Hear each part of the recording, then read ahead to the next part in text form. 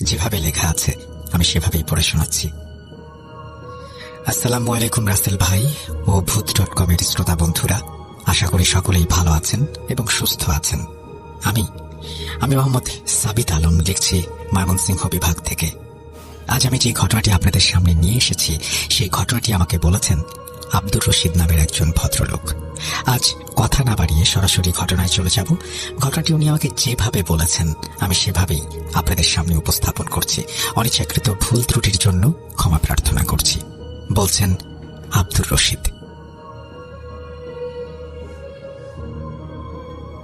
আমার নাম আব্দুর রশিদ। জন্মসূত্রে বাংলাদেশি হলেও এখন আমেরিকার বাসিন্দা। প্রায় 40 বছর আগে নিউ ইয়র্ক শহরে এসেছিলাম, আর তারপর এখানেই থেকে গেলাম। ঠিক 40 বছর আগের কথা।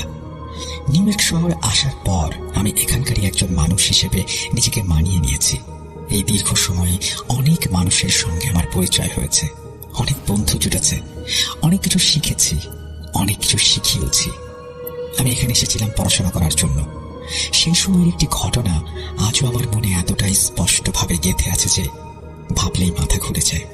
আমি ভূত.com এর ঘটনাগুলো নিয়মিত শুনি, তাই আমার মনে হলো এই ঘটনাটা শেয়ার করা দরকার। আমাদের বিশ্ববিদ্যালয়ে বিশ্বের বিভিন্ন প্রান্ত থেকে ছাত্রছাত্রীরা পড়তে আসতো। তাদের মধ্যে একজন ছিল সালমান, যে সৌদি আরব থেকে এসেছিল।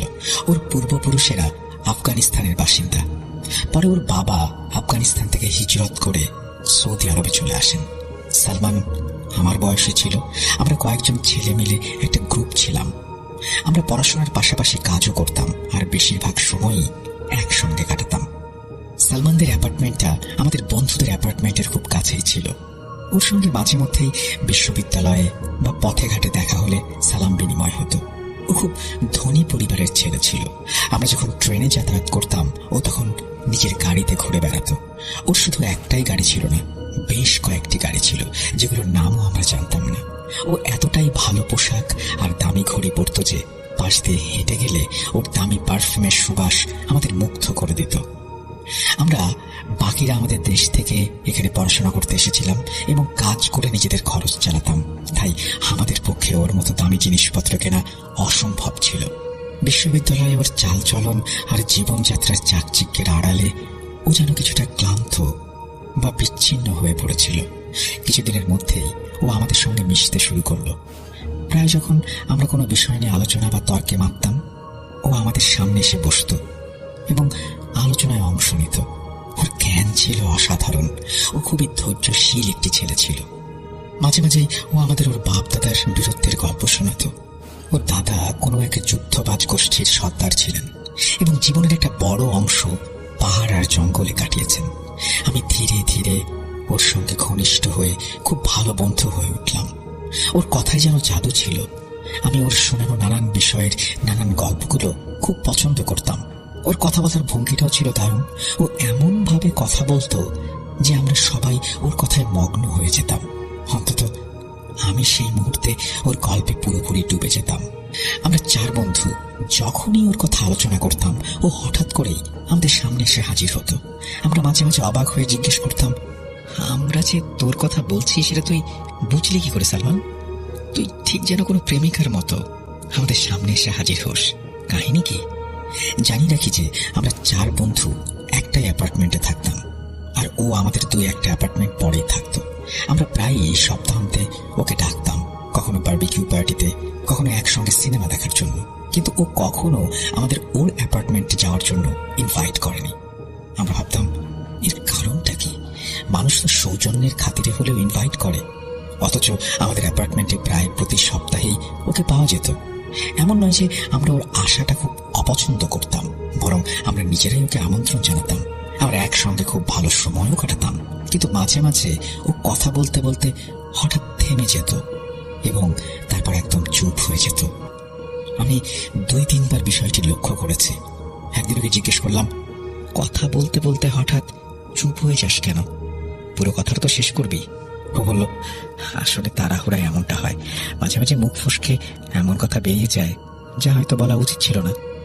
এই বলে সে ব্যাপারটা ঠাট্টা করে উড়িয়ে দেয়। ওর সবসময় চেষ্টা থাকতো যে যখনই আমরা একসঙ্গে থাকবো সব খরচ ও একাই বহন করবে। যেমন আমরা হোটেলে খেতে গেলে ও আগেই বিল দিয়ে রাখতো। আমরা খুব অবাক হতাম, কারণ বিল তো খাওয়ার পরে আসার কথা, সেটা আগে থেকে কিভাবে দেওয়া সম্ভব। ও যেভাবে বিল পরিশোধ করত সেটা আমাদের একদমই ভালো লাগতো না। ও সবসময় বলতো, ঠিক আছে, পরের বার তোরাই দিস। কিন্তু পরের বারটাও একই ঘটনা ঘটত। আমরা যখন মার্কেটে যেতাম তখনও বিল দেওয়ার সময় বুঝতে পারতাম যে আমাদের বিল আগেই পরিশোধ করা হয়ে গেছে। আমরা অবাক হয়ে ওর দিকে তাকালে ও শুধু কান চাকাতো। আমরা ওকে বললাম, দেখ ভাই, এইভাবে চললে আমরা তোর সাথে কোথাও যাব না। তোর কাছে হয়তো অনেক টাকা আছে, কিন্তু তার মানে এই নয় যে তুই আমাদের আত্মসম্মানকে ছোট করবি। আলহামদুলিল্লাহ, আমাদের নিজেদের সৎ উপার্জন আছে। আমরা সবাই খেটে খাওয়া মানুষ, কিন্তু আমাদের বাপ দাদার এত ধন সম্পদ নেই যে আমরা এইভাবে উড়িয়ে বেড়াতে পারি। তুই যদি নিজে পরিশ্রম করতে তাহলে বুঝতে যে টাকা কিভাবে উপার্জন করতে হয়। এই কথা শুনে বলতো, আমার পরিশ্রম তোদের পরিশ্রমের থেকে আলাদা। তোরা টাকা খরচ করলে তোদের টাকা কমবে, আর আমি যদি খরচ না করি তবেই আমার টাকা কমবে। তাই আমি যা করছি আমাকে করতে দে। আমরা তখন ওর কথার অর্থ কিছুই বুঝতাম না, তবু আমাদের 5 জনের মধ্যে একটা গভীর বন্ধুত্বের সম্পর্ক গড়ে উঠেছিল। আমাদের মধ্যে কোনো সমস্যা হলেই, আনন্দের কোনো উপলক্ষ এলেই আমরা সবাই একে অপরের পাশে দাঁড়াতাম। এভাবেই দিনগুলো চলছিল। আমাদের আসাদ নামের একজন বন্ধু ছিল। সে সবসময় বলতো, আজ আমরা বন্ধু, কিন্তু কাল পরিস্থিতি হয়তো এমন নাও থাকতে পারে, তাই তোরা ওর খরচ করা টাকাগুলো জমিয়ে রাখ। যখন ওর মন বলবে বা ফেরত চাইবে তখন ফেরত দিয়ে দিস। এভাবে আমরা কারো কাছে ঋণী থাকবো না।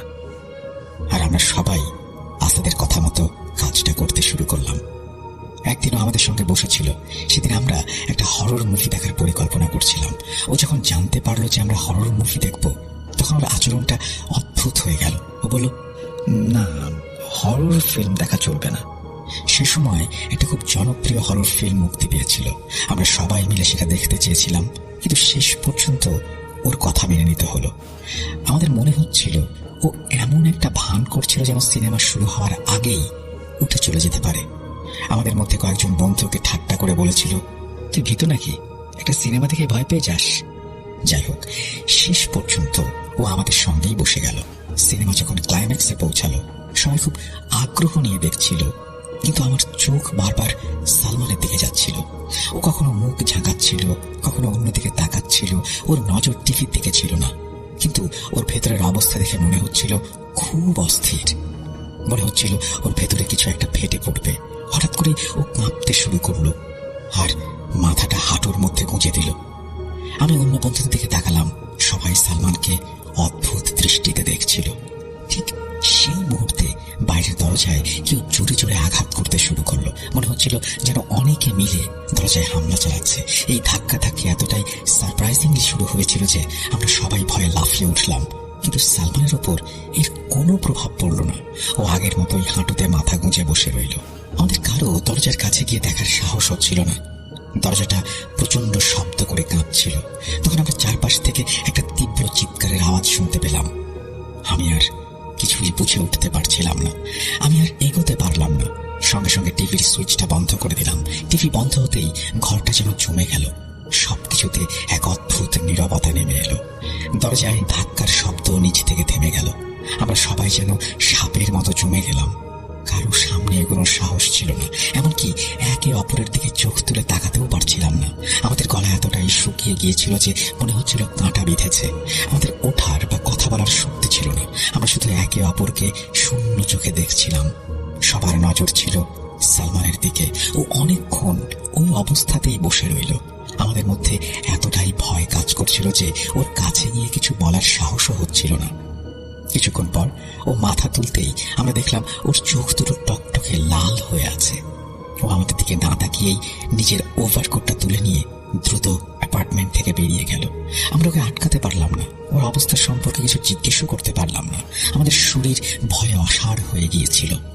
তারপর হার কে হরর মুভি দেখতে চাইবে? আমরা নিজেরাই একটা ভয়ঙ্কর অভিজ্ঞতার মধ্যে দিয়ে গেলাম। সালমানের এমন অবস্থা দেখে আমার মনে অনেক সন্দেহ দানা বাঁধল। এমনটা কোনো স্বাভাবিক মানুষের সঙ্গে হতে পারে না। পরের 2 দিন ও বিশ্ববিদ্যালয়ে আসেনি, বাইরে কোথাও দেখা হয়নি, ওর সঙ্গে আমাদের কোনো যোগাযোগ ছিল না, ফোন করলেও ধরেনি। আমরা কিছুই বুঝতে পারছিলাম না আমাদের কি করা উচিত। আমরা ওর বাড়িতে যেতে চাইছিলাম, কিন্তু ভাবছিলাম গেলে ওর কি রিয়াকশন হবে। তারপর ভাবলাম আমাদের তো যেতেই হবে, ওর খোঁজ খবর নেওয়া দরকার। এতদিন ধরেও আমাদের বাড়িতে আসেনি, দেখা দেয়নি, এর চেয়ে খারাপ আর কি হতে পারে। যাই হোক, আমরা ওর বিল্ডিং এ পৌঁছালাম। ওর ফ্ল্যাট নাম্বারটা আমরা ঠিক মতো জানতাম না। ওকে আমরা যতবার দেখেছি সবসময়ই ওর বিল্ডিং এর বাইরেই দেখেছি। আমরা প্রথম তলায় উঠছিলাম। সিঁড়ি দিয়ে উঠতেই বাঁ দিকের একটা অ্যাপার্টমেন্ট দেখলাম, যেটা ফুল গাছ দিয়ে খুব সুন্দর করে সাজানো ছিল। আমরা নিশ্চিত ছিলাম যে এটা ওর অ্যাপার্টমেন্ট হতে পারে না, কারণ আমাদের ধারণা ও এমন শৌখিন নয়। অ্যাপার্টমেন্টটা দেখে মনে হচ্ছিল এটা কোনো পরিবারের, কিন্তু এক মুহূর্তের জন্য আমি হতবাক হয়ে গেলাম যখন নাম ফলকে ওর পুরো নামটা লেখা দেখলাম। ওর ব্যক্তিত্বের মতোই অ্যাপার্টমেন্টের বাইরে থেকে সুন্দর করে সাজানো ছিল। দেয়ালে সুন্দর ঝুলন্ত গাছপালা ছিল, নিচে কিছু সুন্দর সিনারি রাখা ছিল, আর বাইরের দিকে কিছু শোপিস সাজানো ছিল। আমি এতটাই অবাক হয়েছিলাম যে আমাদের অ্যাপার্টমেন্ট ওদের অ্যাপার্টমেন্টের কাছে কিছুই না। আমরা ভয়ে ভয়ে দরজায় বেল বাজালাম।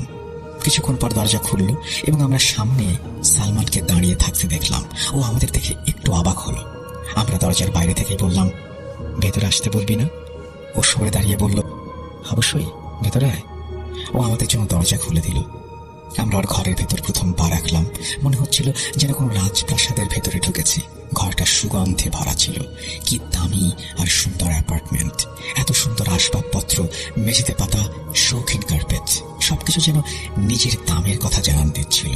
আমি ভেতর থেকে একটু লজ্জা বোধ করলাম, কারণ আমাদের অ্যাপার্টমেন্টে এমন একটা জিনিসও নেই। ওর অ্যাপার্টমেন্টে কোনো জাঁকজমক ছিল না, কিন্তু এতটাই আলো ঝলমল করছিল যে সাদা পর্দাগুলো আলো পড়ে কাঁচের মতো চিকমিক করছিল। মজার ব্যাপার হলো, আমাদের অ্যাপার্টমেন্টের চেয়ে ওর অ্যাপার্টমেন্টে মাত্র একটা ঘর বেশি ছিল, তবুও ভেতরে ঢুকতেই সেটাকে অনেক বড় মনে হচ্ছিল। এমন লাগছিল যেন আমরা কোনো রাজপ্রাসাদে ঢুকে পড়েছি। আমরা এতটাই অবাক হয়েছিলাম যে ঠিক মতো কথাও বলতে পারছিলাম না। এটা ঠিক যে ও ভালো পোশাক পরতো, কিন্তু ওর জীবনযাত্রা ওর পোশাকের চেয়ে এতটা উন্নত হবে সেটা আমরা ভাবিনি। ও আমাদের সোফায় বসতে বলল। তারপর আমি কথা শুরু করলাম। আমি বললাম, ওই দিন তোর শরীরটা একটু খারাপ ছিল, আর 2 দিন তুই বিশ্ববিদ্যালয়ে আসিসনি, তাই ভাবলাম তোর খোঁজ খবর নিয়ে আসি। ও বলল, হ্যাঁ, আমার শরীরটা ভালো ছিল না। কিছুক্ষণ এদিক ওদিক কথা হলো, কিন্তু আমার মনে হচ্ছিল ওর মনটা যেন কোনো দুশ্চিন্তায় ডুবে আছে। এতদিন আমরা একে অপরের সঙ্গে এত খোলামেলা ভাবে কথা বলতাম, কিন্তু এখন যেন বুঝতেই পারছিলাম না কি বলবো আর কি বলবো না। আমাদের মধ্যে একটা দূরত্ব অনুভব করলাম। হঠাৎ রান্নাঘর থেকে খাবারের সুবাস আসতে শুরু করলো। আমি বুঝতে পারলাম না, ও তো আমাদের সঙ্গেই বসে আছে, তাহলে রান্নাঘরে কে সুগন্ধ ছড়াচ্ছে? কিছুক্ষণ পর ও বলল, চল খেতে যাই। ডাইনিং টেবিলে নানান রকম খাবার দেখে আমরা সবাই হতবাক হয়ে গেলাম। কারো মুখ থেকে একটা শব্দও বের হচ্ছিল না। আমাদের তো বিস্ময়ে মুখ বন্ধ হয়ে যাওয়ার জোগাড়। তখন মনে হচ্ছিল আমাদের মাথা যেন একরকম কাজ করছে না, কিছু ভাবতে পারছিলাম না। খাবারের স্বাদ এতটাই ভালো ছিল। সবচেয়ে মজার ব্যাপার হলো, একটা পদও শেষ হচ্ছিল না। আমরা যতই খাবার নিচ্ছিলাম, খাবারগুলো যেন ঠিক একই পরিমাণে থেকে যাচ্ছিল টেবিলের ওপর। এমন দারুণ মশলার ব্যবহার আমরা আগে কখনো খাইনি। ফল, মিষ্টি আরো নানান রকমের পদ ছিল। আমরা এতটাই খেয়েছিলাম যে নিজেরা অবাক হয়ে গিয়েছিলাম যে আজ আমাদের কি হয়েছে।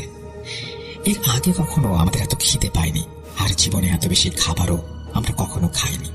খাওয়ার পর ও আমাদের অন্য একটা ঘরে নিয়ে গেল।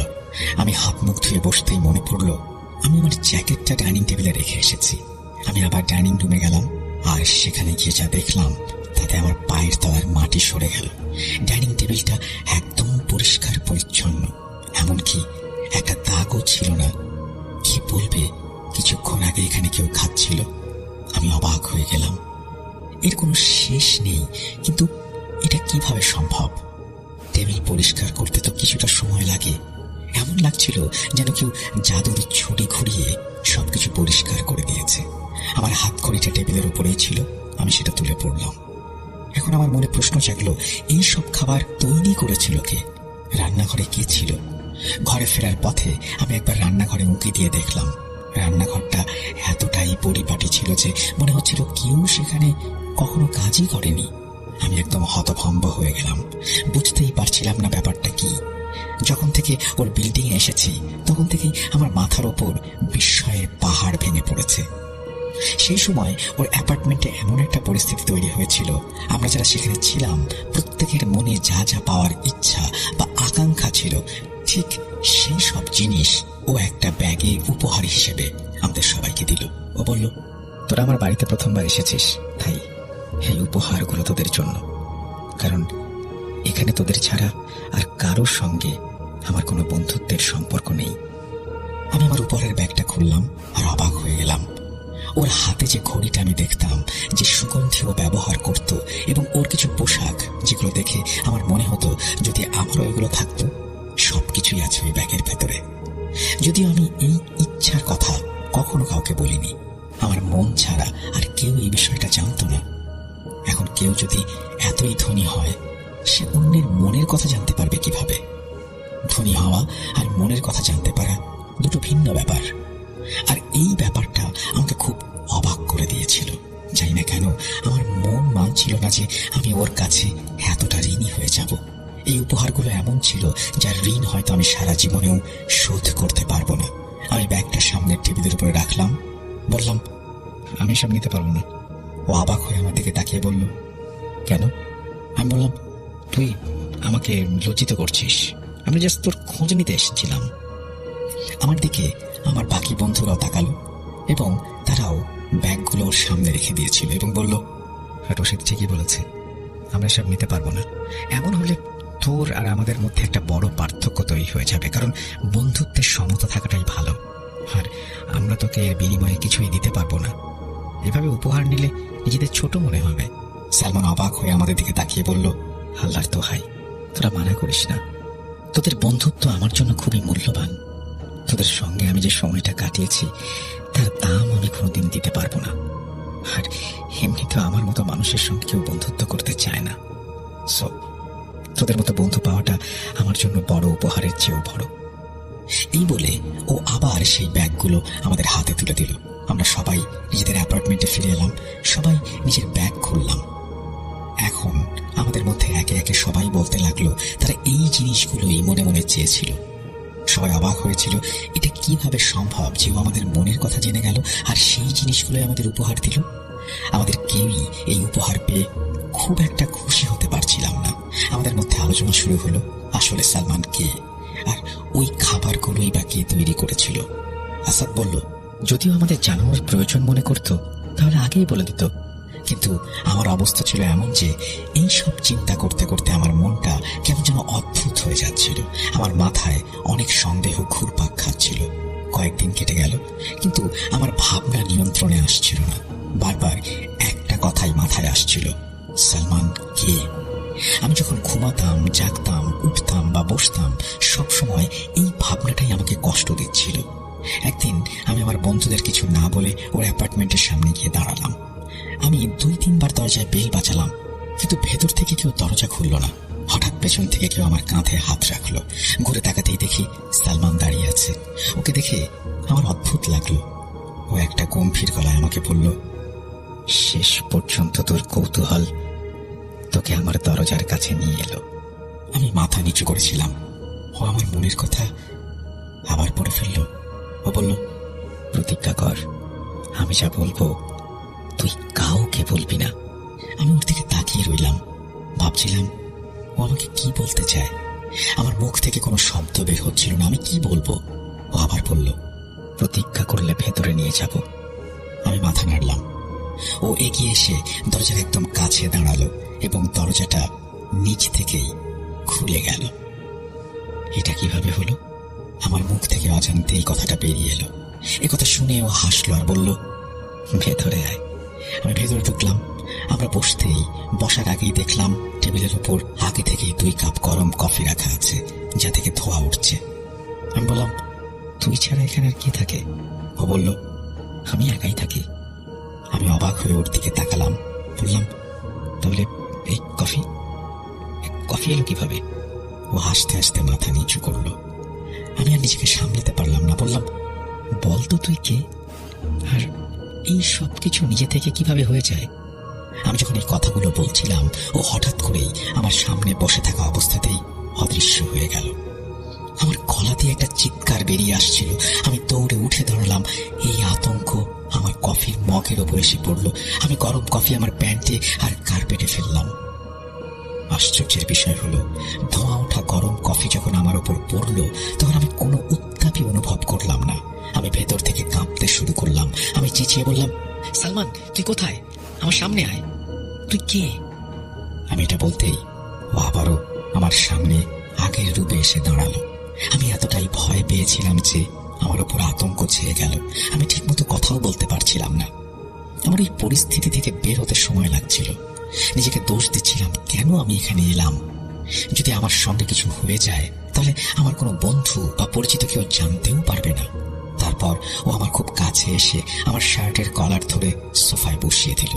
আমার প্যান্টের যে অংশে কফি পড়েছিল, ও শুধু হাত দিয়ে জায়গাটা ছুঁয়ে দিল, যেন সেখানে কোনো কিছু পড়েইনি এমন মনে হলো। আমি একদম চুপ করে সবকিছু দেখছিলাম।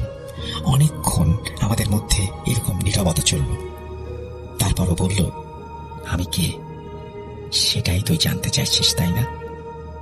জেনে রাখ, আমি একজন মানুষ, আবার আমি জিনও।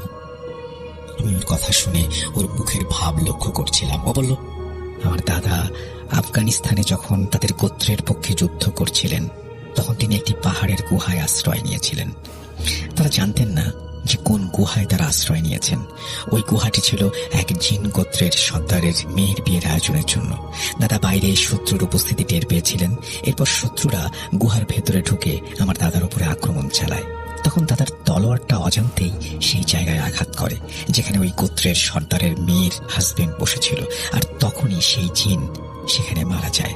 তারা সব জিনেরা দাদাকে বন্দী করে ফেলে। তারা দাদাকে মেরে ফেলতে চায়। জিনদের গোত্রের সর্দার দাদার সামনে দুটো শর্ত রাখল। হয় ওরা দাদাদের নিজের হাতে মারবে, অথবা যেহেতু দাদা খুব সাহসী, তাই তাকে সর্দারের মেয়ের সঙ্গে বিয়ে করতে হবে। দাদা সেই বিয়েতে রাজি হলেন না, কারণ দাদা তখন নিজেই এক তরুণ ছেলের বাবা, যে সেই যুদ্ধে অংশ নিয়েছিল। এরপর সর্দারের পক্ষ থেকে দাদার ছেলের জন্য বিয়ের প্রস্তাব আসে। আর এভাবেই আমার বাবার বিয়ে একজন জিন কন্যার সাথে হয়। আমার মা একজন জিন, যিনি দেখতে খুব সুন্দর কিন্তু মানুষের থেকে আলাদা, আর আমি তাদেরই সন্তান। আমার মধ্যে সময়ের সঙ্গে সঙ্গে মানুষের এবং জিনের গুণাবলী মিশে আছে। আমার মা চান আমার মধ্যে জিনের বৈশিষ্ট্যগুলো বেশি থাকুক, কিন্তু আমি নিজে মানুষ হয়েই থাকতে পছন্দ করি। আমার মা এটা পছন্দ করেন না, তাই আমি আমার মা বাবার থেকে দূরে এইখানে থাকি, যেন নিজের মতো করে বাঁচতে পারি। আমার মায়ের পক্ষ থেকে আমার সেবায় সবসময় অনেক জিন নিযুক্ত থাকে, যারা আমার মায়ের বংশের এবং ওনার সর্দার বাবার কাছ থেকে এসেছেন। তুই যা কিছু দেখে অবাক হয়েছিস, তার পেছনে কারণ এটাই। আমার জিন গুণাবলীর কারণেই আমি সবসময় মায়ের নজরে থাকি, আর এই কারণেই আমি তোদের আমার বাড়িতে ডাকতাম না। আমি কখনো চাইনি যে আমার আসল পরিচয় তোদের সামনে প্রকাশ পাক। আমি তোদের মতোই সাধারণ হয়ে থাকতে চাই, কিন্তু আমি বুঝতে পেরেছি যে তোদের কৌতূহল আমার ব্যক্তিত্বের গোপনীয়তা ফাঁস করে দেবে। আমার জীবনে যা কিছু অলৌকিক, তা আমার মায়ের পক্ষ থেকে এসেছে, আর আমার সৎ গুণটা আমি আমার বাবার কাছ থেকে পেয়েছি। আমি দুই পক্ষ থেকেই সর্দারের ছেলে। এরপর ও আমার কাছে এসে জিজ্ঞেস করলো, তুই কি এসব কথা সবাইকে বলে দিবি? আমি একটু পেছনে সরে গেলাম। জানি না কেন তখন ওকে আমার একটু ভয় লাগছিল। এর আগে আমি কখনোই শুনিনি যে মানুষের সঙ্গে জিনের বিয়ে হয়। আমি ঢোক গিলে বললাম, না, আমি প্রতিজ্ঞা করেছি এই কথাগুলো আমার আর তোর মধ্যেই থাকবে। এটা বলে আমি দ্রুত সেখান থেকে চলে এলাম। কিন্তু ওর প্রতিটি কথা আমার পিছু ছাড়ছিল না। ওই ঘটনাটা শুনে আমি একটা অদ্ভুত অনুভূতির মধ্যে ডুবে গেলাম। প্রথমে আমার মনে হলো ও হয়তো একটা জিন আমাকে মিথ্যে বলছে, কারণ আমি জানতাম না যে মানুষ আর জিনদের বিয়ের সম্পর্ক হতে পারে। এরপর অনেকদিন আমি ওর মুখোমুখি হইনি। আমার সাহসই হচ্ছিল না। যখন এই চিন্তাটা আমার মনকে পুরোপুরি গ্রাস করে ফেলল, তখন আমি ওখানকার এক মসজিদে গিয়ে একজন আলেমের কাছে এই বিষয়টা জানতে চাইলাম। তিনি অনেক তথ্য সূত্র দিয়ে প্রমাণ করলেন যে এটা সম্ভব এবং এমনটা হয়ে থাকে। আমি এই কথাটা মেনে নিতে অনেক সময় নিয়েছিলাম। এই পুরো সময়টা ও আমার সামনে একদমই আসেনি। আমাকে আমার লড়াইয়ে একাই টিকে থাকতে হয়েছিল, যেন আমি নিজেই সিদ্ধান্ত নিতে পারি যে আমি কি করতে চাই, কি করতে হবে। তারপর যখন আমি কিছুটা সামলে উঠলাম, তখন আমার ভেতরের কৌতূহলটা দমতে শুরু করলো। তখন তখন আমি নিজেই ওর দিকে বন্ধুত্বের হাত বাড়িয়ে দিলাম। জানি না কেন আমার হৃদয় ওর থেকে দূরে থাকতে রাজি ছিল না। এরপর থেকে আমি খুব খেয়াল রাখতাম যেন ওর সামনে জোরে আওয়াজ না হয় বা কোনো হরর মুভি দেখানো না হয়, কারণ এসব জিনিস ওর মধ্যে থাকা কিছু বিশেষ গুণকে ঝাঁকিয়ে তোলে। শুধু ওর ভেতরের গুণগুলোই নয়, আশেপাশের যত অশুভ শক্তি ছিল সেগুলোও ওর ওই গুণের কাছে সক্রিয় হয়ে ওঠে। এই কারণেই সেদিন সেই সিনেমা দেখার সময় দরজায় কেউ জোরে জোরে ধাক্কা দিচ্ছিল আর চিৎকারের আওয়াজ শুনতে পাচ্ছিলাম। অনেকদিন ধরে আমাদের বন্ধুত্ব চলেছিল। তারপর আমার নিজের মনে কিছু ভাবনা এলো। ভাবনাটা এমন ছিল যে ও আমাদের থেকে আলাদা। আমরা একসঙ্গে ছিলাম, ভালো সময় কাটিয়েছি, পড়াশোনা করেছি এবং নিজেদের ক্যারিয়ার করে তুলেছি, কিন্তু আমি কাউকে কখনো জানাইনি যে ও আমাদের থেকে আলাদা বা আমাদের মতো নয়। আজ 40 বছর পর আমি দুনিয়াকে জানলাম যে আমার বন্ধু সালমান কোনো মানুষ ছিল না। এই ঘটনা বলার কারণ হলো 40 বছর ধরে যে বোঝা আমি বয়ে বেড়াচ্ছি সেটা আর থাকলো না। সালমান যদি কোনোভাবে এই ঘটনা শুনে থাকে তবে আমি ওকে বলতে চাই, সালমান, তোকে আমি শেষ 2 বছরে বাংলা শিখিয়েছিলাম, কারণ আমি জানতাম কোনো একদিন কোনো এক ডায়েরি বা কোনো এক মাধ্যমে হয়তো আমি কাউকে এইটা জানাবো। আমাকে ক্ষমা করে দিস, ভালো থাকিস। এই বলেই রশিদ তার ঘটনা শেষ করেছেন। সাবিত আলম পাঠিয়েছেন এই ঘটনাটি খুবই অন্যরকম এবং এই ঘটনাটি আমি জানি যে আমার মতো আপনাদেরও অবাক করেছে এবং আপনারা অনেক কিছুই ভাবছেন হয়তো মনে মনে। যাই হোক, সেই ভাবনাগুলো লিখুন কমেন্ট সেকশনে এবং আমি আশা করব যে সাবিত আলম তার উত্তরও দেবেন। আমরা চলে যাব আমাদের পরবর্তী ঘটনায়।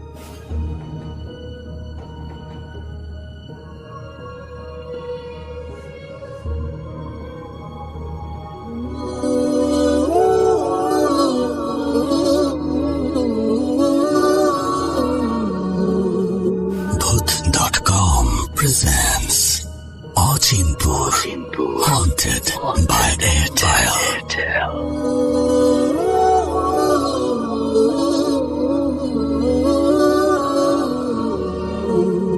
হারিয়ে যাই ভয়ের রাজ্যে অচিনপুরে বন্ধুর সাথে। Welcome back. আপনাদের সবাইকে স্বাগত জানাচ্ছি আমি রাসেল। আশা করছি আপনারা সবাই ভালো আছেন এবং ভালোর তলে আছেন।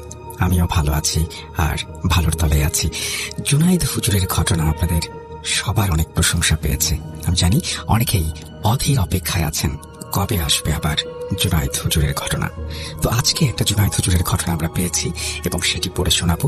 আশা করছি প্রথম থেকে শেষ পর্যন্ত শুনবেন আমাদের। চলুন শুরু করা যাক। আসসালামু আলাইকুম রাসেল ভাই ও প্রিয় শ্রোতা বন্ধুরা, আশা করি আল্লাহর অশেষ রহমতে আপনারা সবাই ভালো আছেন এবং ভালোর তলে আছেন। আমি মোহাম্মদ ইয়াসিন বলছিলাম গাজীপুরের কোনো একটা জায়গা থেকে। আজ আবারও জুনায়েদ হুজুরের নতুন একটি ভয়ঙ্কর সত্য ঘটনা নিয়ে হাজির হলাম। আশা করি আপনাদের কাছে ভালো লাগবে। ঘটনায় ভুল ত্রুটিগুলো ক্ষমা সুন্দর দৃষ্টিতে দেখার আবেদন রইল। কথা না বাড়িয়ে চলুন শুরু করা যাক। ঘটনাটা আজ থেকে প্রায় 3 বছর আগের। জুনায়েদ হুজুর আমাকে তার গ্রামের বাড়ি নিয়ে যান একটি রুকাইয়ার কাজের জন্য। রুকাইয়ার কাজ শেষে জুনায়েদ হুজুর আমাকে নিয়ে রাতে একটু বের হলেন গ্রামের রাতের সৌন্দর্য দেখানোর জন্য। পেছনে হুজুরের 7 রত্নরাও ছিলেন। আমরা হাঁটছিলাম একেবারে গ্রামের রাস্তা দিয়ে। দুপাশে ধান ক্ষেত আর মাঝখান দিয়ে একটা রাস্তা চলে গেছে শেষ না হওয়ার পথে। আমরা সকলেই নীরবভাবে গ্রামের সৌন্দর্য উপভোগ করছি।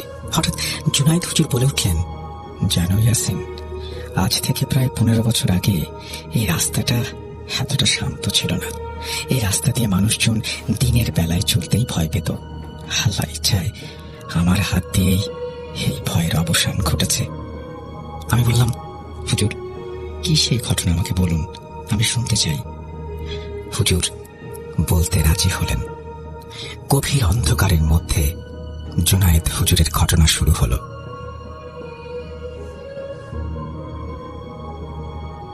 আজ থেকে প্রায় 15 বছর আগের কথা। এই রাস্তাকে বলা হতো মৃত্যুর ফাঁদ। প্রতিনিয়ত মানুষ গুম হয়ে যেত।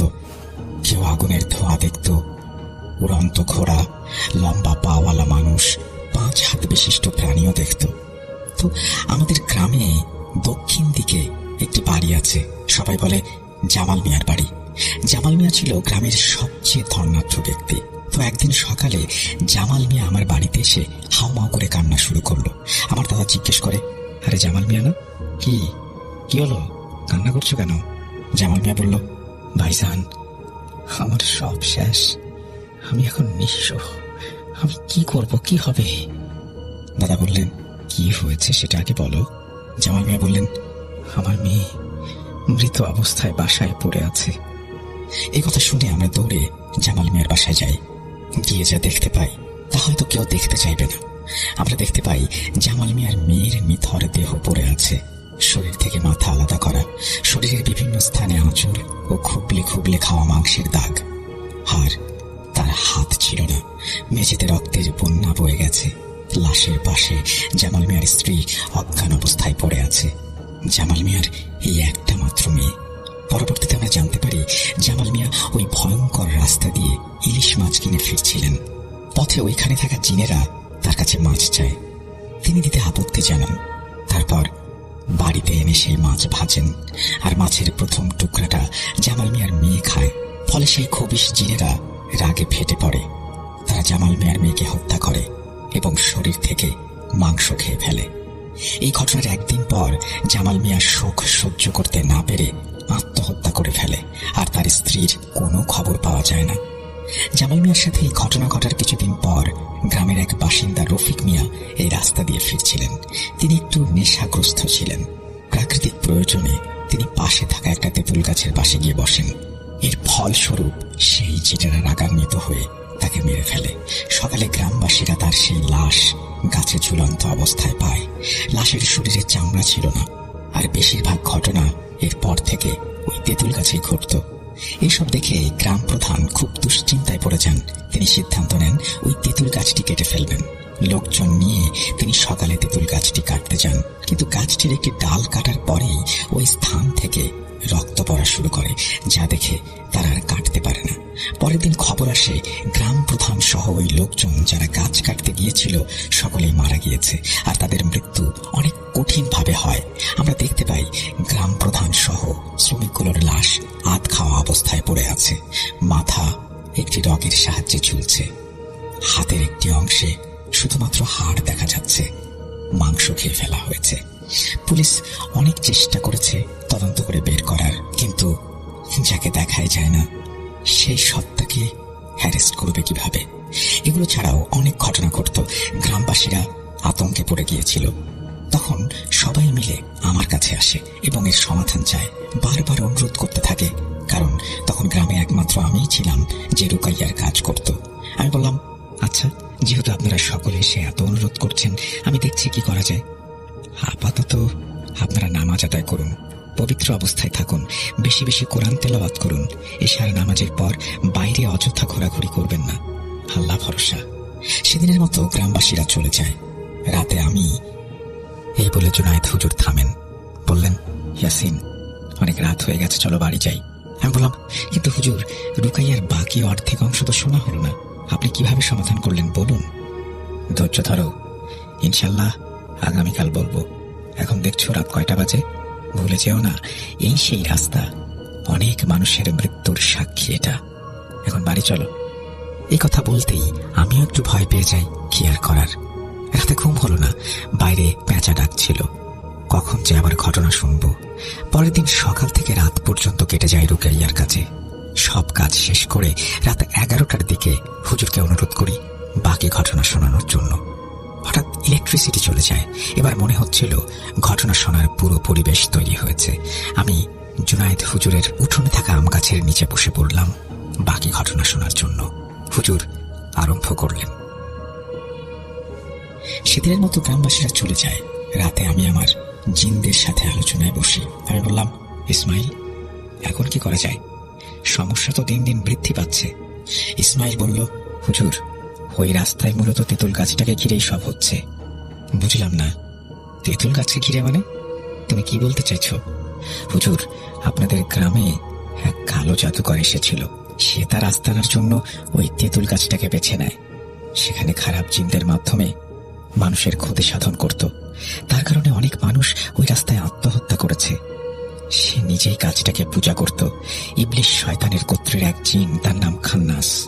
সে তাকে একবার আহ্বান করেছিল, কিন্তু সঠিক নিয়ম না জানার কারণে খান্নাস জিন তাকে হত্যা করে। পরবর্তীতে খান্নাস জিন সেইখানে তার দলবলকে নিয়ে মানুষের ক্ষতি সাধন করা শুরু করে। সব কথা তো বুঝলাম, কিন্তু এখন উপায় কি? হঠাৎ দরজা ধাক্কানোর শব্দ।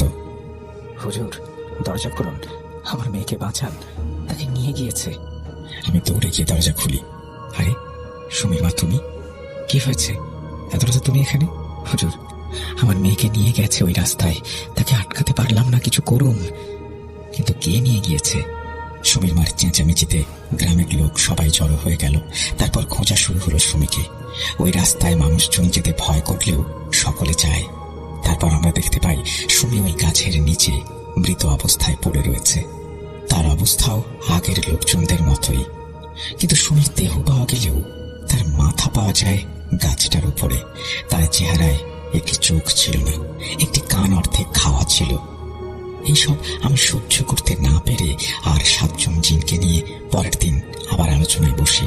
আমি ইসমাইলকে জিজ্ঞাসা করি, ইসমাইল, দিন দিন পরিস্থিতি আরো ভয়ঙ্কর হচ্ছে, গ্রামের সব বাচ্চারা এসব দেখে অনেক ভয় পায়, এখন কি করব?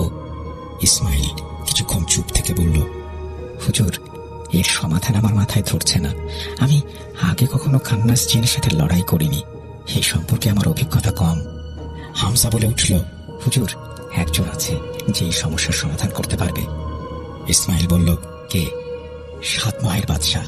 হামজার এই কথা শুনে ইসমাইল অবাক হয়ে যায়। তোমার মাথা ঠিক আছে? তুমি জানো তুমি কার নাম নিচ্ছ? সে যদি চায় তোমাকে এক নিমিষে মেরে ফেলতে পারে। হুদ বলল, ইসমাইল, হামজা যার কথা বলেছে একমাত্র সেই এর সমাধান করতে পারবে, চেষ্টা করে দেখলে ক্ষতি কি? আমি অবাক হয়ে ইসমাইলকে বললাম, এই 7 মহের বাদশাহ মানে কি? ইসমাইল ভীত কণ্ঠে বলল, আসলে হুজুর, 7 মহের বাদশাহ হলো 7টি দলের বাদশাহ জিন। তিনি মূলত 7টি জিনের দলকে পরিচালনা করে থাকেন। তার দেখা পাওয়া মানে হলো ঘোলা পানিতে মাছ ধরার মতো। তিনি কারো পরোয়া করেন না, সহজে লোকালয়ে আসেন না। তার বয়স আনুমানিক 1300 বছর হবে। তিনি খুব রাগী। তিনি মারিদ বংশের জিন, কিন্তু আল্লাহর প্রতি ঈমান এনেছেন, তাই তাকে 7টি দলের দায়িত্ব দেয়া হয়েছে। আমি বললাম, হামজা, তুমি কি জানো তাকে কেমন করে আহ্বান করতে হয়? হামজা বলল, হুজুর, নিয়মটা আমার থেকে ইসমাইল ভালো জানে। আমি ইসমাইলের দিকে তাকালাম। ইসমাইল বলল, হুজুর, বিশেষ একটি নিয়ম আছে। তাকে ডাকতে হলে এমন মানুষ লাগবে যে হজ করে এসেছে। আরো কিছু বিশেষ আমল আছে।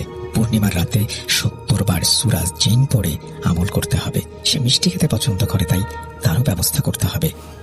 ইসমাইল সম্পূর্ণ রিচুয়ালটা বলে। সব শুনে আমি বললাম, ঠিক আছে, আমরা তাকে ডাকবো। 2 দিন পর পূর্ণিমার রাত ছিল, তাই পূর্ণিমার রাতে আমি সূরা জিন 70 বার পড়ে পূর্ণ আমল শেষ করলাম। হঠাৎ আমি দেখতে পাই আমার রুম আলোয় ভরে গেছে। ঠিক মতো তাকাতে পারছি না, খুব কষ্টে চোখ খুললাম। চোখ খুলে দেখতে পাই একটা পালকিটা বহন করছে 4টি আলো। আসলে তারা জিন ছিল। পালকির ভেতর থেকে একটা মিষ্টি আওয়াজ ভেসে আসলো, কে কে আমাকে ডেকেছিস? এত বড় সাহস, আমাকে বিরক্ত করিস? দাঁড়া, তোদের ব্যবস্থা করছি। এবার আমি বললাম, আপনি রাগ করবেন না বাদশাহ, আপনি শান্ত হন এবং সালাম নিন। ঠিক আছে, দে, এখন আমার জন্য যে মিষ্টি এনেছিস সেটা দে। বল, কি হয়েছে? কেন আমাকে এত রাত্রে ডেকেছিস? বাদশাহ, আমাদের গ্রামে খুব বিপদ। জানি, আমাকে কিছু বলতে হবে না, তোর মুখ দেখেই বুঝতে পেরেছি। এখন শোন, ওইখানে খান্নাস জিন রাজত্ব করছে। সে অপবিত্র জিন, তার নাম শুনলে আমার গা গোলায়। এখন উপায় বলছি, মনোযোগ সহকারে শোন। আমি এক কথা বারবার বলি না। তুই তোর দাদার কাছে যা, গিয়ে জিজ্ঞাসা কর আব্দুর রউফ সাহেবের রুকাইয়ার কিতাবটা কোথায় রাখা। সেই কিতাবেই তুই তোর সব প্রশ্নের উত্তর পেয়ে যাবি। এই বলে 7 মহের বাদশাহ তার পালকি নিয়ে উধাও হয়ে যায়। আমি ইসমাইলের দিকে তাকালাম, দেখলাম সে মাথা নিচু করে দাঁড়িয়ে আছে। পরের দিন আমি আমার দাদার কাছে গিয়ে জিজ্ঞাসা করলাম সেই কিতাবের কথা। দাদা অবাক হয়ে বললেন, আব্দুর রউফ সাহেবের নাম তুমি কোথা থেকে শুনলে? তুমি জানো তিনি কে? আমার দাদা একজন আলেম থাকার কারণে আমি সব খুলে বলি। দাদা বললেন, আমি আমার জীবনে 7 মহের বাদশাকে অনেক আহ্বান করেছি, কিন্তু সে সাড়া দেয়নি। তোমার মন পবিত্র, তাই তোমার ডাকে সাড়া দিয়েছে। এখন শোনো, আব্দুর রউফ হলো আমার দাদা। তিনি ছিলেন এই গ্রামের সবচেয়ে বড় আলেম রাখি তিনি যত ধরনের রুকাইয়া করেছেন সেই রুকাইয়া করার নিয়ম একটি কিতাবে সংরক্ষণ করে রেখেছেন। কিন্তু দাদার মৃত্যুর পরে 7টা কিতাব আমার কাছে ছিল। তারপর দাদার জিনেরা ওটা গুম করে দেয়, তাই বলতে পারলাম না কিতাবটা কোথায়। আমি এবার চিন্তায় পড়ে যাই, কিতাব না পেলে সমস্যার সমাধান হবে কিভাবে। রাতে ইসমাইলকে সব খুলে বলি। ইসমাইল বলল, 7 মহের বাদশাকে ডেকে জিজ্ঞেস করুন, তিনি যেহেতু কিতাবের কথা বলেছেন তিনিই এর সন্ধান দিতে পারবেন। উপায় না পেয়ে ডাকতে হলো আবারও 7 মহের বাদশাকে। তিনি হাজির হয়ে চটে যান ইসমাইলের উপরে। ইসমাইল, তুই একটু বেশি চালাক। আর এতক্ষণে আমি বুঝতে পারি এই হচ্ছে ইসমাইলের বাদশাহ, আমি যা আগে জানতাম না। বাদশাহ, যাই হোক, এবার কিতাবের সন্ধানটা দিলে খুব উপকার হতো। জানি জানি, এই নে কিতাব। আব্দুর রউফ সাহেবের জিনেরা আমার দলে, তারা এই কিতাব যোগ্য লোকের কাছে তুলে দিতে চায়, তাই এটা তোর হাতেই তুলে দিলাম। ভবিষ্যতে আমাকে আর বিরক্ত করবি না। এই বলে 7 মহের বাদশাহ চলে যান। আমি বুঝতে পারলাম না, কিতাবটা যেহেতু বাদশার কাছেই ছিল তাহলে প্রথমেই তিনি দিলেন না কেন। যাই হোক, আমি ইসমাইলকে কিছু বলি না, কিতাবটি খুলি। 112 নম্বর পেজে খান্নাস জিন সম্পর্কে সব লেখা ছিল, আর তাকেও তার দলবলকে কিভাবে পরাজিত করতে হয় তাও লেখা ছিল। কিতাবটিতে লেখা ছিল, খান্নাস জিন এরা মানুষের ভয় নিয়ে খেলে, মানুষের দুর্বলতা খুঁজে বের করে ভয় দেখায়। এরা বাতাসের মাধ্যমে চলাচল করে। এদের পছন্দের খাবার হলো মানুষের তাজা মাংস। প্রতি সপ্তাহে তারা মোট 3 দিন শিকার করে। এদের হাত থেকে বাঁচতে হলে কয়েকটি নিয়ম পালন করতে হবে এবং তাদের দুর্বলতা খুঁজে বের করে কাজ করতে হবে। তাদের সবচেয়ে বড় দুর্বলতা হচ্ছে জমজম কূপের পানি। এটা তাদের দুর্বল করে দিতে যথেষ্ট। এদের হত্যা করতে হলে একটি কালো কুচকুচে মোরগের ভেতর বন্দী করতে হবে এবং জবাই করতে হবে। জবাই করা হলে পুরনো কোনো কবরের পাশে মাটি চাপা দিতে হবে, কিন্তু কোনো প্রকারের ভুল করা যাবে না। আমি বললাম, এ তো অনেক সহজ কাজ। ইসমাইল বলল, হুজুর, যতটা সহজ মনে করছেন ততটা সহজ না। এখানে একটা কথা লেখা আছে একেবারে নিচে, দেখুন, ছোট্ট করে লেখা। আমি দেখলাম আসলেই তো লেখা আছে, নেতাকে হত্যা করতে হবে বিশেষ দিনে। আমি কিছু বুঝতে পারলাম না। ইসমাইল বলল, হুজুর, নেতা মানে একমাত্র দলের যে প্রধান তাকেই হত্যা করতে হবে, আর বাকিরা এমনিতেই দুর্বল হয়ে পড়বে। আর বিশেষ দিন মানে হচ্ছে শবে বরাতের রাতে, যা প্রতি বছর একবারই আসে। এইবার আমি চিন্তায় পড়ে যাই। তার মানে হাতে সুযোগ একটাই। আমি ক্যালেন্ডারের দিকে তাকাই, দেখতে পাই শবে বরাতের আরো 1 সপ্তাহ বাকি। কিন্তু এদিক দিয়ে গ্রামের পরিস্থিতি অনেক খারাপ। কি আর করার, পরবর্তী 1 সপ্তাহ অপেক্ষা করতে হবে। পরের দিন সকালে ঘটলো আরেক কাহিনী। গ্রামের পশ্চিম দিকে জাব্বার কাকার বাড়ি। শুনলাম গতকাল রাত থেকে জাব্বার কাকার ছোট ছেলেকে পাওয়া যাচ্ছে না। তার বয়স আনুমানিক 15 বছর হবে। পুরো গ্রাম খোঁজা হলো, কিন্তু তাকে পাওয়া গেল না।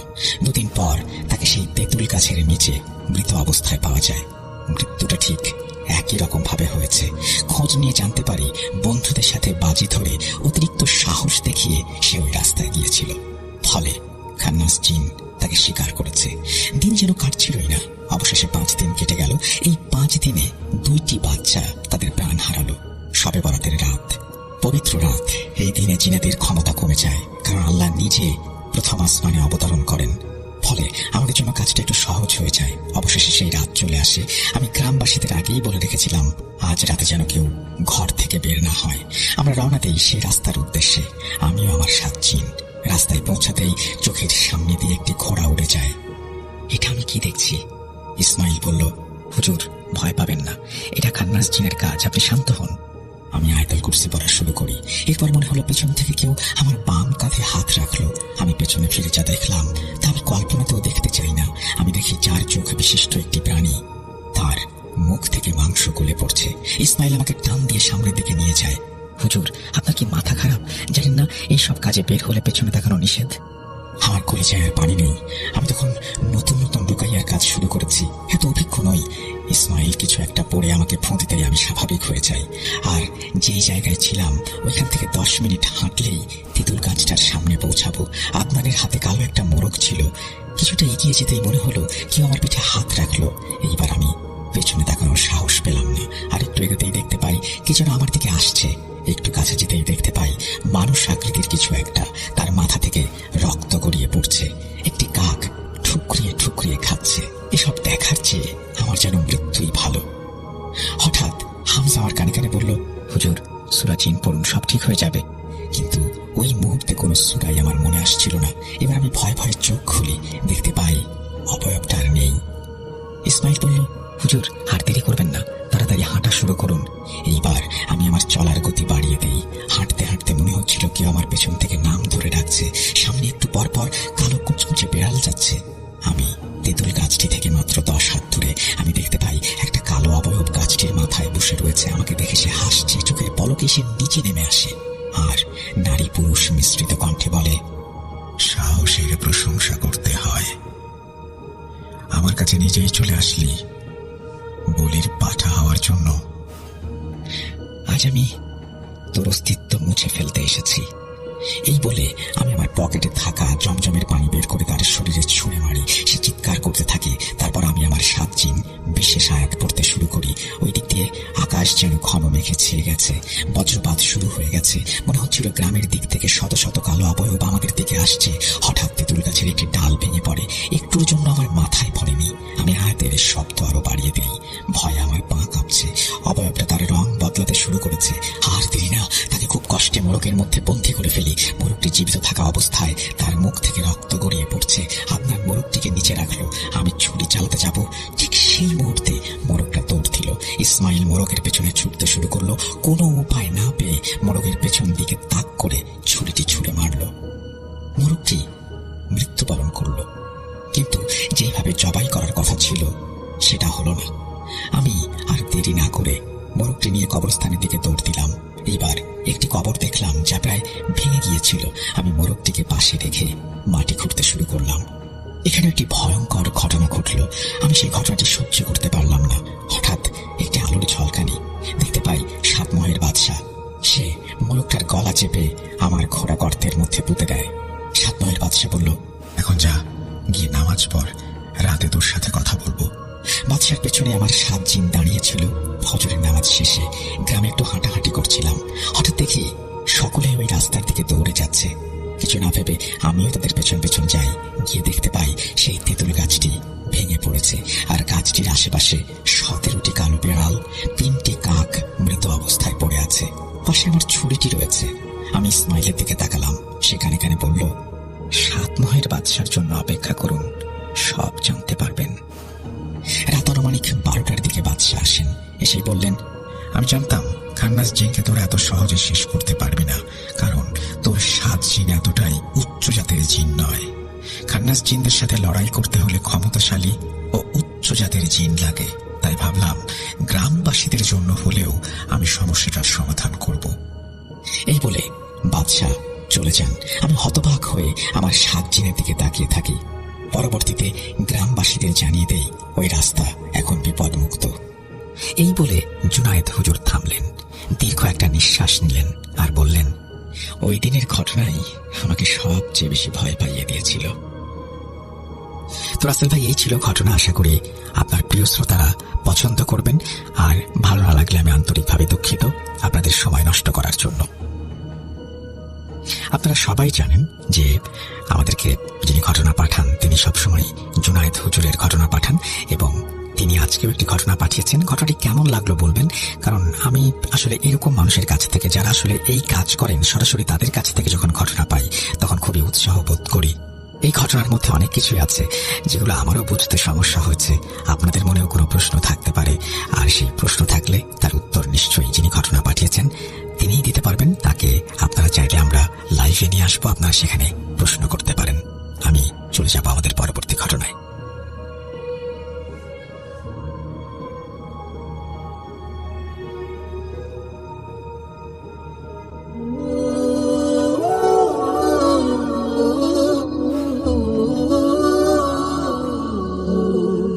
Booth.com presents Achinpur, haunted by Airtel.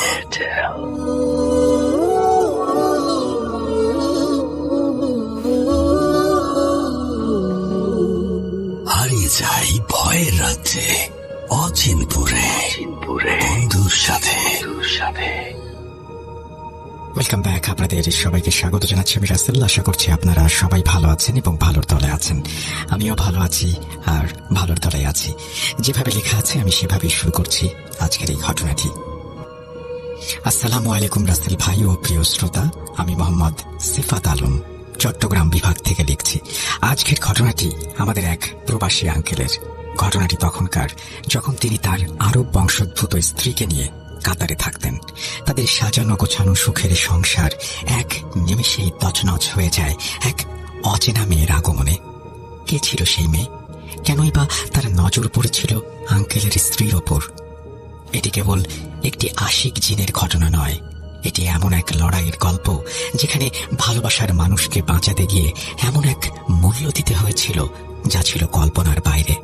ঘটনায় প্রবেশ করার আগে ঘটনার ভেতরের ভুল ত্রুটিগুলোর জন্য আমি ক্ষমা প্রার্থনা করছি। চলুন তাহলে শুরু করা যাক আঙ্কেলের সেই প্রবাস জীবনের বিভীষিকাময় ঘটনাটি। আসসালামু আলাইকুম।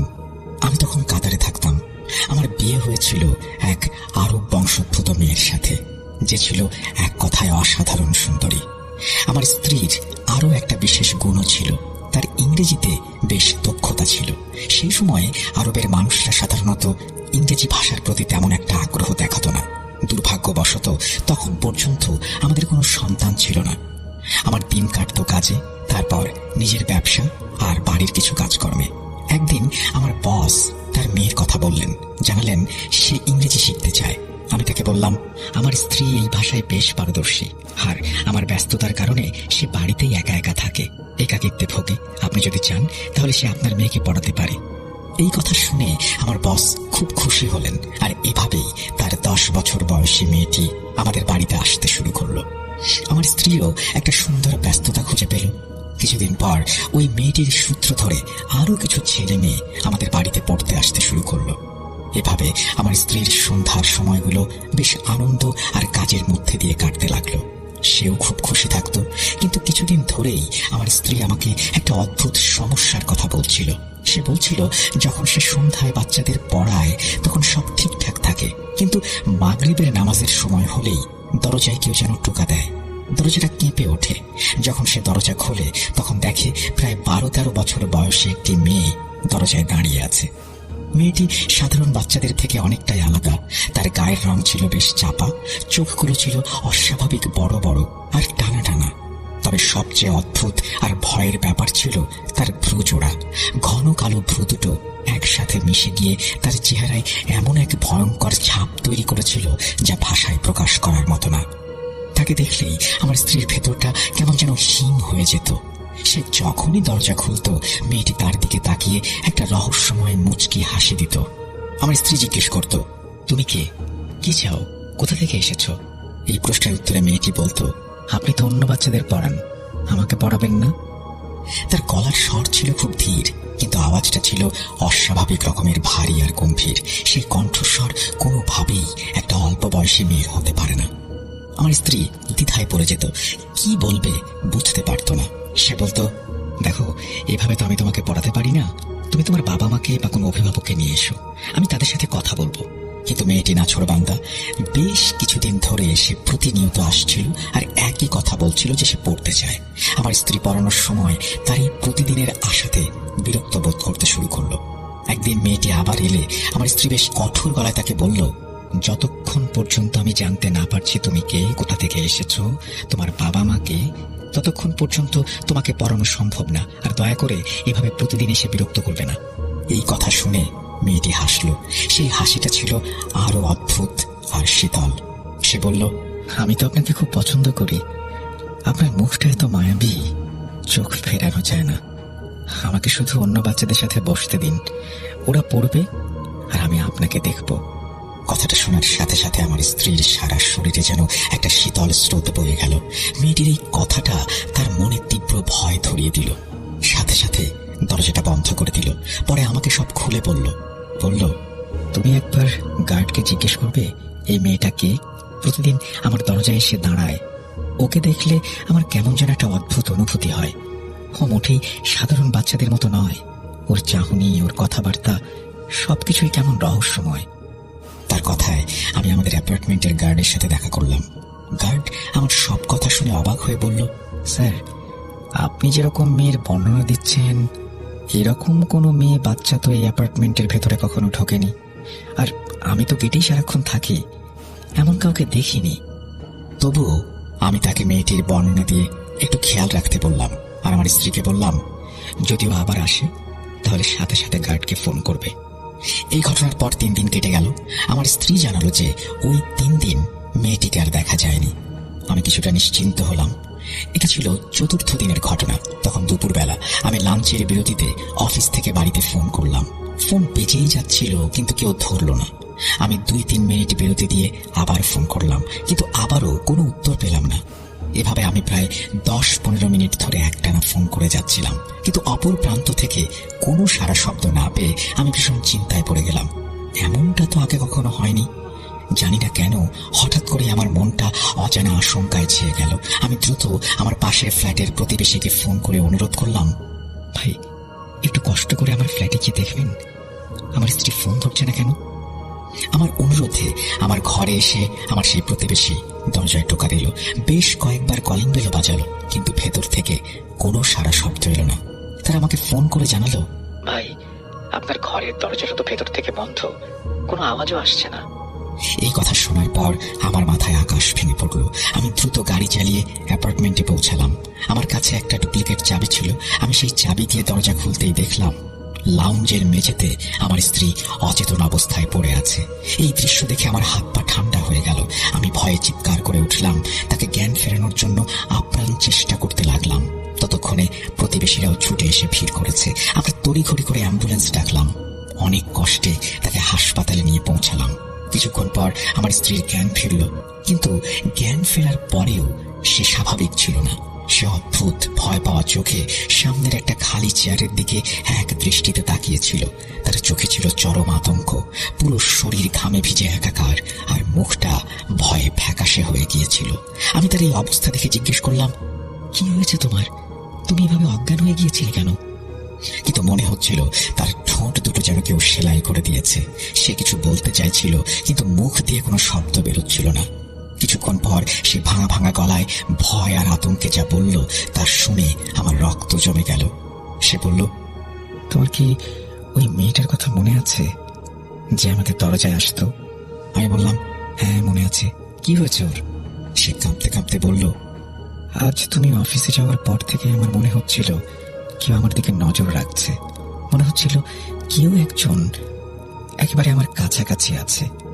কখনো মনে হচ্ছিল কেউ পাশ দিয়ে দ্রুত চলে গেল, আবার কখনো একেবারে কানের কাছে কারো ভারী শ্বাসের শব্দ পাচ্ছিলাম। আমি খুব ভয় পেয়েছিলাম, কিন্তু পরে ভাবলাম হয়তো এটা আমার মনের ভুল, তাই আর পাত্তা দিইনি। তখন বাজে প্রায় দুপুর 12টা। আমি একটু শোবার জন্য ঘরে গেলাম। আমি বিছানায় শুয়েছিলাম। হঠাৎ চোখ খুলে দেখি সেই মেয়েটা ঘরের ভেতর ঠিক আমার পাশেই বসে আছে। আমার তো ভয়ে দম বন্ধ হয়ে যাওয়ার জোগাড়। গেট তো ভেতর থেকে বন্ধ ছিল, তাহলে ও ভেতরে ঢুকলো কিভাবে? আমি ভয়ে ভয়ে ওকে জিজ্ঞেস করলাম, তুমি এখানে কিভাবে এলে? ও ধীরে ধীরে আমার দিকে মাথা ঘুরিয়ে একটা মিষ্টি কিন্তু ভয়ঙ্কর স্বরে বলল, আমি তো আপনাকে আগেই বলেছি আমি আপনাকে পছন্দ করি। আমি শুধু আপনাকে দেখতে চাই, আপনার কাছেই থাকতে চাই। ওর তাকানোর ভঙ্গিটা এতটাই রহস্যময় ছিল যে আমার বুকের ভেতরটা কেঁপে উঠল। ওর চোখ দুটো স্থির ছিল না, বারবার ঘুরছিল। ও খুব আস্তে আস্তে কথা বলছিল, কিন্তু কণ্ঠস্বরটা ছিল অস্বাভাবিক ভারী। আমি ওর কাছ থেকে একটা অজানা ভয় পাচ্ছিলাম। আমি আবার সাহস ভরা কণ্ঠে বললাম, কিন্তু তুমি ভেতরে এলে কিভাবে? আমার প্রশ্ন শুনে ওর নজর দরজার দিকে গেল। আমিও তাকালাম, আর সাথে সাথেই স্তব্ধ হয়ে গেলাম। দরজার তালাটা নিজে থেকেই নড়ছে।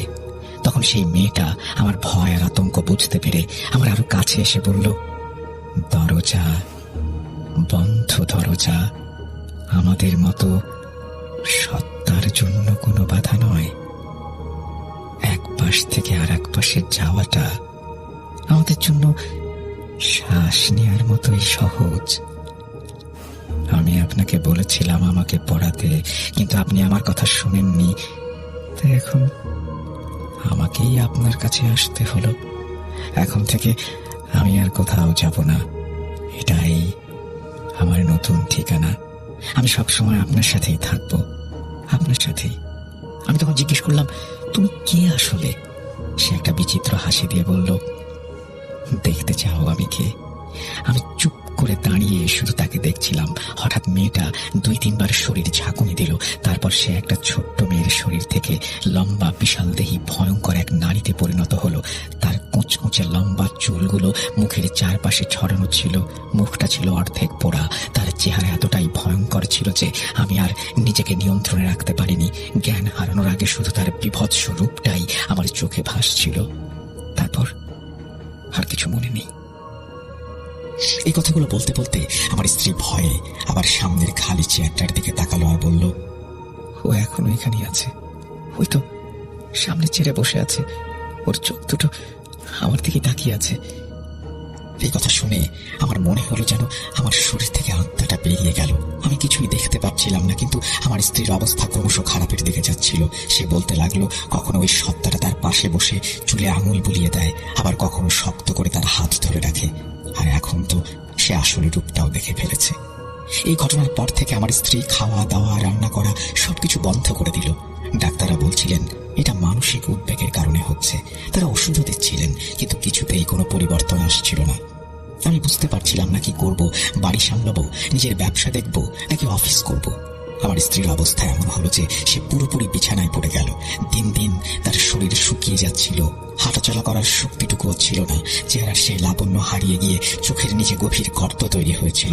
আমার এই অসহায় অবস্থা আমি কাকে বলবো, কার সাথেই বা এই নিয়ে কথা বলবো, কিছুই বুঝতে পারছিলাম না। এই সময়ের মধ্যে আমি আমার বাড়ির লোকদের সাথে কথা বললে তারা বলতো, ওকে এখানে নিয়ে এসো।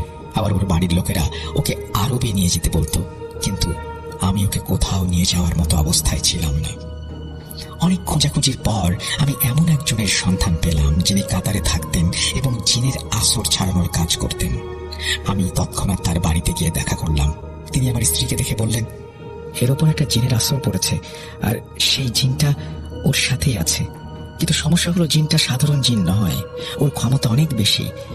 যদি আমি আপনার স্ত্রীর চিকিৎসা শুরু করি তাহলে খুব সম্ভবত ও আমার ওপর পাল্টা আক্রমণ করবে, এমনকি আমার পরিবারের ক্ষতিও করতে পারে। আপনি এটা বুঝেই দেখুন তার স্বভাব কতটা ভয়ঙ্কর যে সে মাত্র কয়েকদিনের মধ্যে আপনার স্ত্রীর কি অবস্থা করে ফেলেছে। আমি তার কাছে অনেক কাকুতি মিনতি করলাম, কিন্তু তিনি রাজি হলেন না।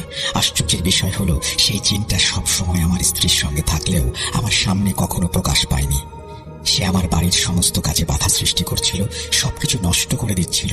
আমার সাজানো গোছানো হাসি খুশি বাড়িটা মাত্র কয়েকদিনের মধ্যে একটা ভুতুড়ে বাড়িতে পরিণত হয়েছিল। পাড়ার লোকেরাও এসব জেনে গিয়েছিল। এখন তারা ভয়ে আমার বাড়ির কাছেও ঘেঁষে না। সবাই তো নিজের জীবনকে ভালোবাসে। আমি কিছুতেই ভেবে পাচ্ছিলাম না এই সব কিছুর শুরুটা কোথায় হলো। আমার কোনো উপায়ন্তর ছিল না। আমি শুধু ভাবতাম ওই জিনটা আমার স্ত্রীর পেছনেই বা কেন লাগলো।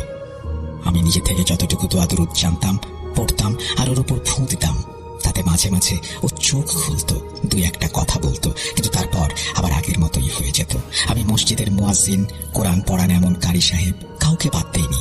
সবাই একই কথা বলল, এটা আশিক জিন, অর্থাৎ প্রেমিক জিন। কিন্তু এর থেকে মুক্তির উপায় কি কেউ বলতে পারছিলেন না। আসলে কেউ সাহসী পাচ্ছিলেন না। অবশেষে আল্লাহর ইচ্ছায় আমাদের এক আত্মীয়ের মাধ্যমে আমি এক আলেম সাহেবের খোঁজ পেলাম, যিনি সেই সময় কাতারেই থাকতেন। আমি সাথে সাথে তার সাথে যোগাযোগ করে সবকিছু খুলে বললাম। তিনি তার কিছু কাজ শেষ করে আমার কাছে এলেন। আমার স্ত্রীকে দেখে তিনিও একই কথা বললেন, কিন্তু এবার আমার ধৈর্যের বাঁধ ভেঙে গেল। আমি তার সামনে কান্নায় ভেঙে পড়লাম। আল্লাহর দোহাই লাগে, আমার স্ত্রীকে বাঁচান, ওই জিনটা তো এখন ওকে একেবারে নিজের করে নিতে চায়। আমার এই অবস্থা দেখে তিনি বললেন, এর একটাই সমাধান আছে, আর সেটা হলো ওই জিনকে পুড়িয়ে মারা। কিন্তু এই কাজটা মোটেও সহজ নয়। আগামী শুক্রবার জুম্মার নামাজের পর এই কাজটা শুরু করব। মাঝখানে প্রতিদিন আমার জন্য কতটা কঠিন কেটেছে তা বলার ভাষা আমার নেই। অবশেষে শুক্রবার এলো। সেদিন আমার স্ত্রীর অবস্থা খুবই খারাপ। সে বারবার অচেতন হয়ে পড়ছিল, এমনকি পানি পর্যন্ত হজম করতে পারছিল না। আমি তাকে ধরে বসেছিলাম, কিন্তু আলেম সাহেব আমাকে আমার স্ত্রীকে বিছানায় শুইয়ে দিয়ে সরে যেতে বললেন। তিনি নিজের সাথে একটা ধুনুচি আরো অনেক জিনিসপত্র নিয়ে এসেছিলেন। যেখানে আমার স্ত্রী শুয়েছিল তার বিছানার পাশে একটা চাদর বিছিয়ে বসলেন। সামনে একটা পাত্রে পানি রেখে ঘরে কয়লার ধোঁয়া দিতে শুরু করলেন। আমি আমার স্ত্রীর বিছানার বাম পাশে বসেছিলাম, ঠিক যেন আলেম সাহেব আমার সামনাসামনি। তিনি কাজ শুরু করার আগে নিজের বাড়ির লোকদের ফোন করে জানিয়ে দিলেন তাদের একটা বিশেষ রক্ষা কবচ বা হিসার মধ্যে থাকতে। আরো কঠোরভাবে নির্দেশ দিলেন যে তিনি ফোন না করা পর্যন্ত কেউ যেন সেই ঘর থেকে বাইরে না আসে। তারপর আরো কিছু বিশেষ নির্দেশ দিয়ে তিনি নিজেও একটা ঘেরের মধ্যে ঢুকলেন এবং আমার চারপাশেও একটা ঘের তৈরি করলেন। ওদিকে কাজ শুরু করতে আমার স্ত্রীর অস্থিরতা দেখার মতো ছিল। সে ছটফট করতে লাগলো, একবার এপাশ একবার ওপাশ করছিল, কখনো বিছানা থেকে উঠে বসছিল, আবার কখনো শুয়ে পড়ে, কখনো উঠে বসে। তখন আলিম সাহেব আরো জোরে জোরে দোয়া কালাম পড়তে শুরু করলেন আর ওই জিনকে হাজির হওয়ার জন্য আদেশ দিলেন। কিছুক্ষণের মধ্যে আমি দেখলাম আমার স্ত্রী এক পাশে ঘুরে বিছানায় ঢলে পড়ল। সে পুরোপুরি অচেতন হয়ে গিয়েছিল, তার কোনো জ্ঞান ছিল না। আলেম সাহেব আমাকে ইশারায় চুপ থাকতে বললেন। তিনি আগেই বলে দিয়েছিলেন কাজের মাঝখানে তুমি কোনো কথা বলবে না। আলেম সাহেব বারবার সেই জিনকে হাজির হওয়ার আদেশ দিলেন। তারপরে ঘরটায় একটা গভীর থমথমে নীরবতা নেমে এলো। আমি আমার স্ত্রীর আশেপাশে কিছু অদ্ভুত আওয়াজ শুনতে পেলাম। মনে হচ্ছিল ঘরে কেউ আছে, কিন্তু খুব অস্থিরভাবে পায়চারি করছে। ঘরের দরজা জানালা সব বন্ধ ছিল, কিন্তু হঠাৎ করে বাতাসের এমন একটা জোরালো শব্দ হলো যে মনে হচ্ছিল কানের পর্দা ফেটে যাবে। আলেম সাহেব আমার স্ত্রীর মাথার ওপর দিয়ে দেয়ালের দিকে তাকিয়ে বললেন, আচ্ছা তাহলে তুমি এসেছো। কিন্তু আমার চোখে কিছুই পড়ছিল না। হঠাৎ ঘরের পেছন থেকে একটা ভারী গর্জনের আওয়াজ ভেসে এলো। আমি এখানে, আমাকে যেতে দাও। তুই এই মেয়েটাকে অকারণে কেন কষ্ট দিচ্ছিস? কি ক্ষতি করেছে তোর? আমার ওকে ভালো লাগে। চুপ, আমি তোকে আদেশ দিচ্ছি, এখন এখান থেকে দূর হয়ে যা, নিজের জগতে ফিরে যা। আমি ওকে কিছুতেই ছাড়বো না। হয় আমি থাকবো, নয়তো ওকে আমার সাথে নিয়ে যাব। ভয় আমার অবস্থা বেশ খারাপ। আমি মনে মনে দরুদ শরীফ পড়ছিলাম। তখন আলিম সাহেব আরো কিছু দোয়া পড়ে জ্বলন্ত কয়লার উপর কিছু একটা দিলেন। সাথে সাথে পুরো ঘরটা ধোঁয়ায় ভরে গেল। তিনি বললেন, তোর মাথা কেটে ফেলতে হবে। আমি তোকে ইসলামের দাওয়াত দিচ্ছি, হয় ইসলাম গ্রহণ কর, না হলে আমাকে তোর মাথা কাটতে হবে। এই কথা শুনে ঘরটায় একটা বিকট চিৎকার শুরু হলো। আমার হৃৎপিণ্ড জোরে জোরে ধরফর করছিল। পরিস্থিতি এতটাই ভয়ঙ্কর ছিল, সেই চিৎকারগুলো এতটাই হৃদয় বিদারক ছিল যে আমার দম বন্ধ হয়ে আসছিল। ঠিক তখনই হঠাৎ করে ঘরে একটা পুরুষের মতো কণ্ঠস্বর শোনা গেল। আলেম, এই জিন আমার বোনের মেয়ে, ওকে ছেড়ে দে। এরপর তাদের মধ্যে কিছু তর্ক চলে। জিনটি কোনোভাবেই আলেমের শর্তে রাজি হয় না এবং তাকে যে সাহায্য করতে এসেছে সেও রাজি না। এক সময় আলেম তার শিরচ্ছেদ করে এবং তখন সেই সাহায্যকারী জিনটি বলে, তুই মাথাটা কেটে দিলি। আলেম সাহেব শান্তভাবে বললেন, আমি তো আগেই বলেছিলাম। জিনটা তখন বলে, দেখ এখন আমি তোর সাথে কি করি। আলেম সাহেব তখন দ্রুত কিছু দোয়া পড়ে আমার স্ত্রীর ওপর বারবার ফোঁ দিতে লাগলেন আর আমি তার মুখে পানি ছিটাচ্ছিলাম। আমার স্ত্রীর শরীর একটু নড়াচড়া করে উঠল, সে হাত নাড়ল, চোখ খুলল। সে এতটাই দুর্বল ছিল যে কথা বলতে পারছিল না। আমি তাকে কোনো রকম একটু পানি খাওয়ালাম। আলেম সাহেব তখন ফোনটা হাতে নিলেন, সম্ভবত তার বাড়ির লোকদের খবর জানতে। কিন্তু এবার ঘটল যে ঘটনা তা আমার কল্পনার বাইরে। আলেম সাহেব তার বাড়িতে ফোন করলেন, কিন্তু ওদিক থেকে কেউ ফোন ধরছিল না। তিনি খুব চিন্তিত হয়ে বারবার নিজের বাড়িতে ফোন করতে লাগলেন। শেষমেশ তার এক প্রতিবেশীকে ফোনে পাওয়া গেল। তখন সেই লোকটা ভয়ে কাঁপতে কাঁপতে বলল, আপনি কোথায়? আলেম সাহেব বেশ চিন্তিত হয়ে বললেন, কি হয়েছে? তখন সে বলল, আপনার স্ত্রীকে কেউ ফোন করেছে, আপনার ঘরে তার কাটা মাথা পড়ে আছে। এই কথা শুনে আলেম সাহেব একেবারে পাথর হয়ে গেলেন এবং পাগলের মতো বাড়ির দিকে ছুটে গেলেন। পরে জানা গেল সেই পুরুষ জিনটা যখন তার ভাগ্নির কাটা মাথা দেখেছে, সে তখন আলেম সাহেবের স্ত্রীকেও শিরচ্ছেদ করেছে। আমার নিজেকে ভীষণ অপরাধী মনে হচ্ছিল। আমি আমার স্ত্রীকে এই বিষয়ে কিছুই বলিনি, কিন্তু ওই জিন এমন একটা প্রতিশোধ নেবে এ আমার চিন্তারও বাইরে ছিল। আলেম সাহেবের মনটা সত্যি অনেক বড় ছিল। এত বড় একটা ঘটনা ঘটার পরেও তিনি আমাকে বা আমার স্ত্রীকে কোনো রূপ দোষারোপ করেননি, বরং তিনি আমাদের তার বাড়িতে নিয়ে গেলেন। তিনি আমার স্ত্রীর চিকিৎসা সম্পন্ন করলেন। আমার স্ত্রীর মানসিক দিক থেকে সুস্থ হতে অনেক সময় লেগেছিল। ওর শরীর একদম দুর্বল হয়ে পড়েছিল, আগের মতো আর কখনোই হয়নি, কিন্তু তারপরেও সে জীবন ফিরে পেয়েছিল। আমি বারবার আলেম সাহেবের কাছে ক্ষমা চেয়েছি, কিন্তু তিনি বলতেন, আমার কাছে এমন ঝুঁকি থাকেই, আমাদের জীবনে সবসময় ঝুঁকি নিতে হয়, তাই আপনি শুধু আপনার স্ত্রীর খেয়াল রাখুন, আমি বুঝবো এটাই আমার কাজের মূল্য। Welcome back. তো এই ছিল আমাদের আজকের অচিনপুর। আশা করছি আপনাদের ভালো লেগেছে। যদি ভালো লাগে অবশ্যই আমাদের জানাবেন, ভালো না লাগলেও কিন্তু জানাবেন। যদি আজকের এই এপিসোডটি ভালো লাগে তাহলে শেয়ার করুন বন্ধুদের সাথে, লাইক দিন, কমেন্ট করুন আর পাঠিয়ে দিন আপনার ঘটনা, বন্ধুর সাথে ঘটে যাওয়া ঘটনা, বন্ধুকে নিয়ে ঘটনা, অথবা বন্ধুর কাছে শোনা ঘটনা অচিনপুরে। আমরা আবার ফিরে আসবো, হারিয়ে যাব বারবার বন্ধুর সাথে অচিনপুরে। সবাই ভালো থাকুন, সুস্থ থাকুন, মোস্ট ইম্পর্টেন্টলি ভূত.com এর সাথে থাকুন। আল্লাহ হাফেজ।